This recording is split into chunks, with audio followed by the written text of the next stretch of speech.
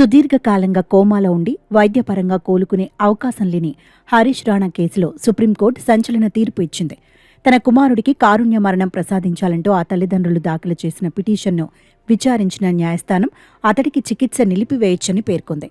13 ఏళ్లుగా మంచానికే పరిమితమైన హరీష్ పరిస్థితిని, అతణ్ణి కాపాడుకోవడానికి ఆర్థికంగా మానసికంగా చితికిపోయిన తల్లిదండ్రుల ఆవేదనను పరిగణలోకి తీసుకున్న కోర్టు మానవీయ కోణంలో ఈ అనుమతిని మంజూరు చేసింది. హరీష్ రాణా కథ వింటే ఎవరికైనా కన్నీళ్లాగవు.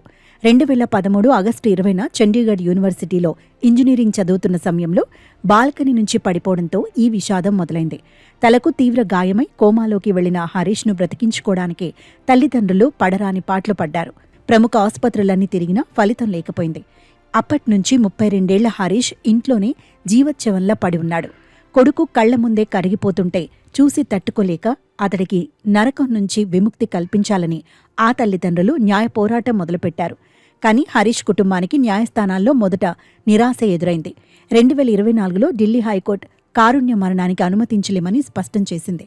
ఆ తర్వాత సుప్రీంకోర్టును ఆశ్రయించిన తొలుత ఊరట లభించలేదు. అయితే హరీష్ కోలుకునే అవకాశం 0 అని వైద్య నివేదికలు స్పష్టం చేయడంతో తల్లిదండ్రులు మళ్లీ అత్యున్నత న్యాయస్థానాన్ని వేడుకున్నారు.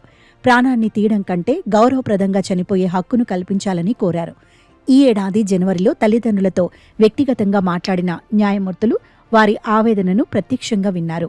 సుప్రీంకోర్టు ఏర్పాటు చేసిన ప్రత్యేక మెడికల్ బోర్డు హరీష్ను పరీక్షించి కీలక నివేదిక ఇచ్చింది. అతడు మళ్లీ సాధారణ స్థితికి రావడం అసాధ్యమని వైద్యులు తేల్చారు. కేవలం యంత్రాలు, గొట్టాల ద్వారా అందుతున్న ఆహారం వల్లే అతడు శ్వాస తీసుకుంటున్నాడని కోర్టు గుర్తించింది. ఇలాంటి స్థితిలో ప్రాణాన్ని కృత్రిమంగా నిలబెట్టడం కంటే ప్రాణాధార చికిత్సను ఉపసంహరించుకోవడమే సరైన నిర్ణయమని ధర్మాసనం భావించింది. ఈ తీర్పుతో హరీష్ రాణాకు తన 13 ఏళ్ల సుదీర్ఘ నరకం నుంచి విముక్తి లభించనుంది. భారత న్యాయ వ్యవస్థలో పాసివ్ యూథనేసియా మార్గదర్శకాలకు అనుగుణంగా వెలువడిన ఈ తీర్పు మరికొన్ని ఇలాంటి కేసులకు మార్గదర్శకంగా నిలవనుంది. కొడుకును కోల్పోతున్నామన్న బాధ ఒకవైపు ఉన్నా అతడు పడుతున్న నరకయాతన ముగుస్తుందన్న ఊరటలో ఆ తల్లిదండ్రులు ఉన్నారు.